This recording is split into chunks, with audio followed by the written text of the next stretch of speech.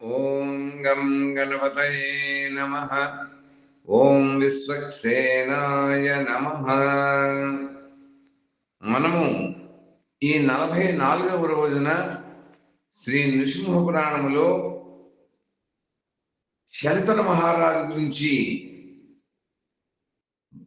ఆ యొక్క చరిత్ర గురించి తెలుసుకుంటున్నాం. భరద్వాజ మహర్షి అడిగినటువంటి ప్రశ్నకి సూతులు వారు ఏ విధంగా సమాధానం చెప్పారు అనేటువంటి విషయాన్ని ఈరోజు మనం తెలుసుకోబోతున్నాం. నమస్తే నరసింహాయ నమస్తే గుణసింధవే నమస్తే సార్వభౌమాయ జయ జయ లక్ష్మీ నరసింహాయ తే నమః. ఆనాభే బ్రహ్మణో రూప ఆగలాద్ వైష్ణవం వపుః ఆశీషా రుద్రమీశానం తదగ్రే సంవతః శివం. జయ జయ లక్ష్మీ నరసింహాయ తే నమః. ఉగ్రం వీరం మహావిష్ణుం జ్వలంతం సర్వతోముఖం నృసింహం భీషణం భద్రం మృత్యుం నమామ్యహం. ఇక నృసింహ పురాణంలోకి ప్రవేశిస్తున్నాం. సూతులు భరద్వాజుల వారు అడుగుతున్నారు. సూతులు వారు చెబుతున్నారు. భరద్వాజ మహర్షి అడుగుతున్నారు, శంతన మహారాజుకి మనం క్రితం రోజు చెప్పినట్లుగా ఏ విధంగా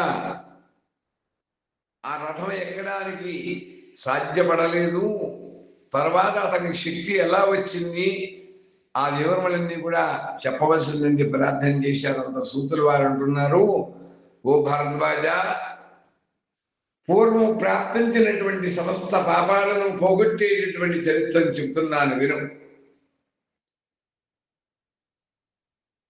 పూర్వం శంతనుడు అనేటువంటి మహారాజు శ్రీహరి యొక్క అవతారమైనటువంటి శ్రీ నృసింహస్వామిపై అత్యంతమైనటువంటి భక్తిని కలిగి ఉన్నాడు. అతడు నరసింహస్వామి వారి యొక్క నిర్మాల్యాన్ని, అలా అంటే నిర్మాల్యం అంటే పూజ చేసేటువంటి ఏ ద్రవ్యములు ఉంటాయో, అభిషేక ద్రవ్యములు కావచ్చు, లేకపోతే ఆ పూజ చేసిన పుష్పములు కావచ్చు, ఆ నరసింహస్వామి వారి యొక్క నిర్మాల్యాన్ని దాటి వెళ్ళాడు. కాబట్టి అప్పటి నుంచి కూడా దేవతలు ఇచ్చినటువంటి రథాన్ని అతను ఎక్కలేకపోయాడు. ఇలాగా ఎందుకు జరుగుతుందని దుఃఖపడుతూ ఆలోచిస్తున్నాడు శంతను. ఆ సమయంలో నారదుడు రాజవద్దకు వచ్చాడు. శంతన మహారాజుని అడిగాడు, నీ దుఃఖానికి కారణం ఏమిటి అని చెప్పి ఆ శంతన మహారాజు నారద మహర్షిని ప్రశ్నించాడు. అంతేకాదు, తాను రథాన్ని ఎక్కలేకపోవడానికి కారణం ఏమిటి తెలియటం లేదని చెప్పగా, నారదుడు ధ్యానం ద్వారా కారణాన్ని తెలుసుకుని, తనువుతో నీవెక్కడో నరసింహస్వామి వారి యొక్క నిర్మాల్యాన్ని దాటి ఉంటావు, అందువల్ల నీకు ఈ అసక్తత ఏర్పడింది. దీనికి కూడా నేను కారణం చెప్తున్నాను విను అన్నాడు. అంచేత మనం అందరం కూడా పూజ చేయడమే కాదు, పూజ చేసేటువంటి స్థలంలో ఉండేటువంటి పూజా ద్రవ్యములను, పూర్వదినము పూజ చేసేటువంటి నిర్మాల్యములను కూడా ఏమాత్రము కూడా కాళ్ళతో త్రొక్కరాదు. త్రొక్కినట్లయితే మనకి పాపం చుట్టుకోవడమే కాదు, పుణ్యం కూడా హరించిపోతుందని ఈ నృసింహస్వామి వారి యొక్క పురాణం ద్వారా తెలుస్తుంది అని నారదుల వారు అంటున్నారు. ఓ రాజా, పూర్వము అంతర్వేదిలో బుద్ధిశాలి అయినటువంటి రవి అనేటువంటి వాడు పూలదండలు తయారు చేసేటువంటి వాడు. తులసి వనాన్ని కూడా పెంచాడు. అందులో పువ్వుల కోసం మల్లిక, మాలతి, జాజి, పొగడ మొదలైనటువంటి పూల చెట్లను కూడా పెంచాడు. అలా వనానికి ఎత్తైనటువంటి ప్రాకారాన్ని ఏర్పరిచి ఎవరు కూడా లోపలికి ప్రవేశించకుండా ఉండడానికి తన యొక్క నివాసాన్ని ఏర్పరచుకున్నాడు. ప్రతిరోజు కూడా భార్యాభర్తలు ఇద్దరు కూడా పూలను కోసి చక్కగా మాలను తయారు చేసి నిత్యము కూడా అంతర్వేదిలో ఉండేటువంటి నరసింహస్వామి వారికి సమర్పించేటువంటి వారు. కొన్ని పూలను బ్రాహ్మణులకు ఇచ్చి కొన్నింటిని అమ్ముకుని తన యొక్క సంసారాన్ని పోషించుకుంటూ ఉండేవాడయ్యా.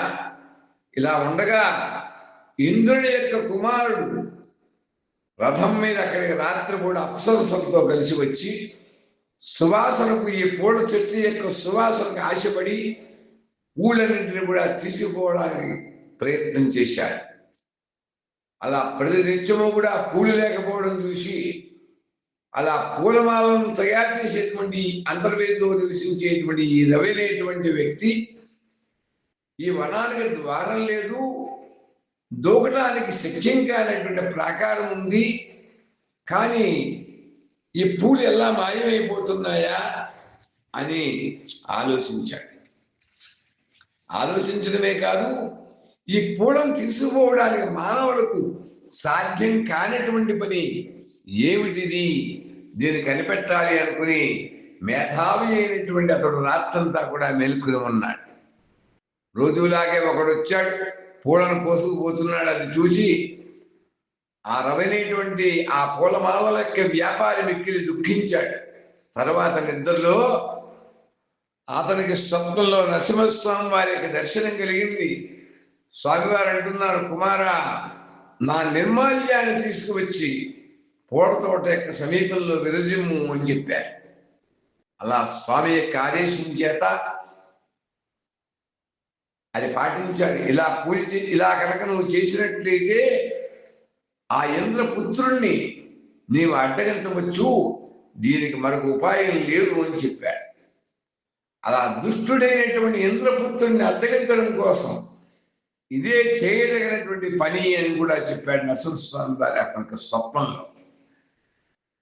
అలా మాలాకారుడు స్వామి యొక్క మాటలు విని మేల్కొని స్వామి చెప్పినట్లుగానే ఆ నరసింహస్వామి వారి యొక్క నిర్మాల్యాన్ని తోట వెలుపులంతా కూడా వెలుజిమ్మాడు.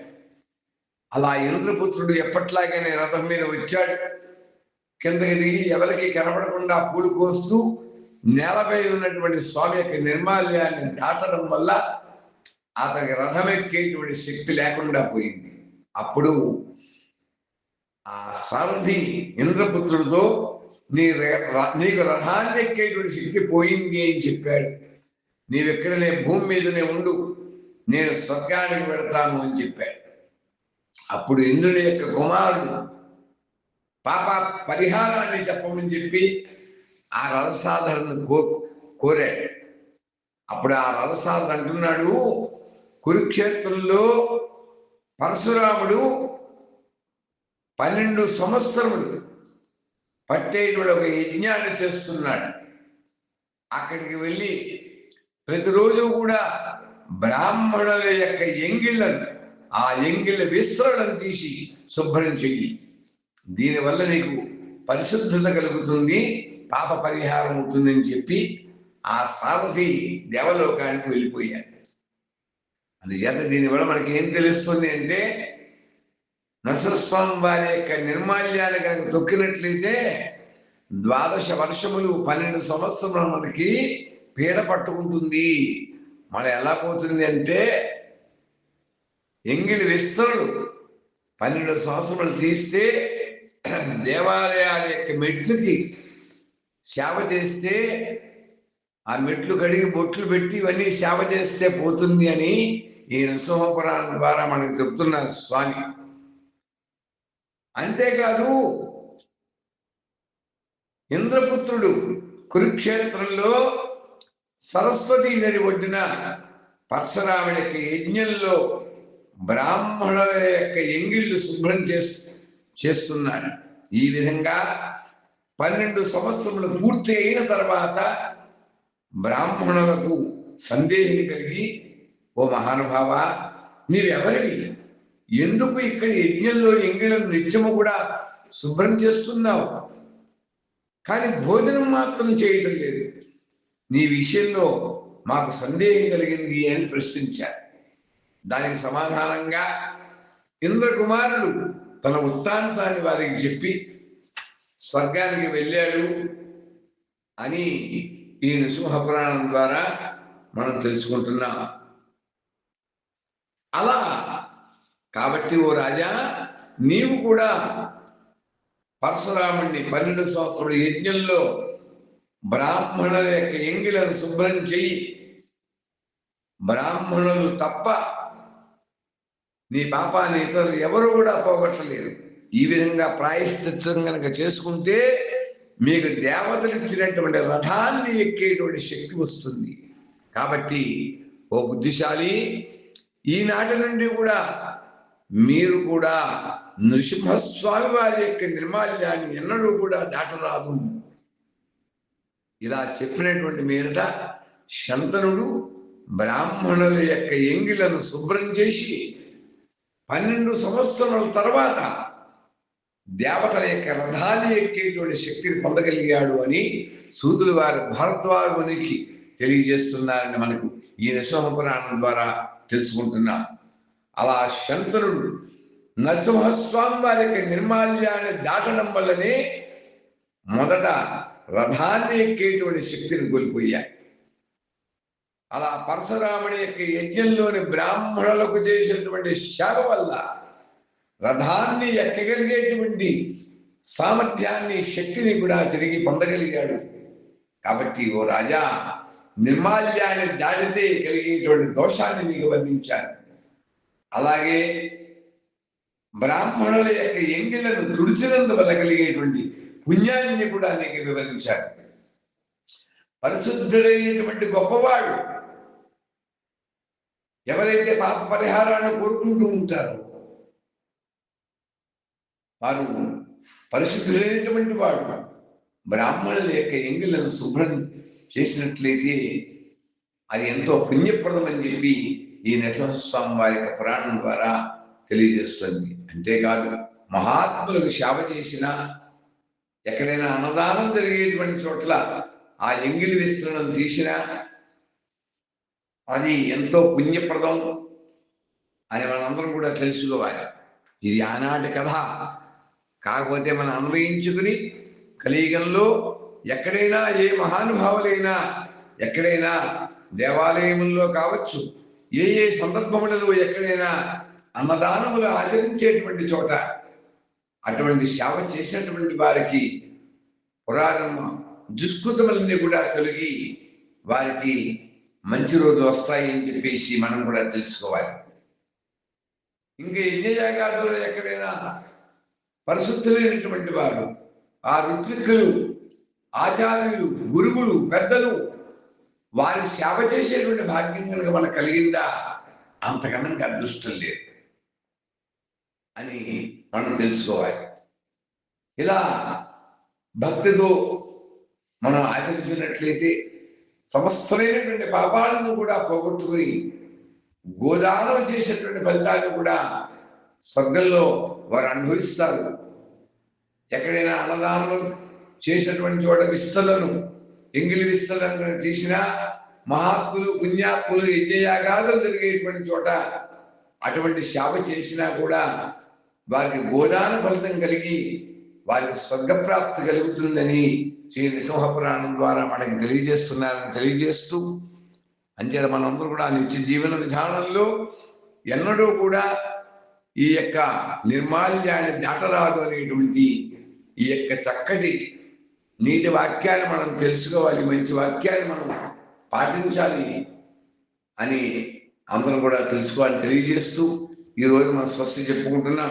స్వస్తి ప్రజాభ్య పరిపాలయంతాం న్యాయేన మార్గేణ మహిం మహిషాః గోబ్రాహ్మణేభ్యః శుభమస్తు నిత్యం లోకాః సమస్తాః సుఖినో భవంతు. ఓం స్వస్తి, ఓం స్వస్తి, ఓం స్వస్తి.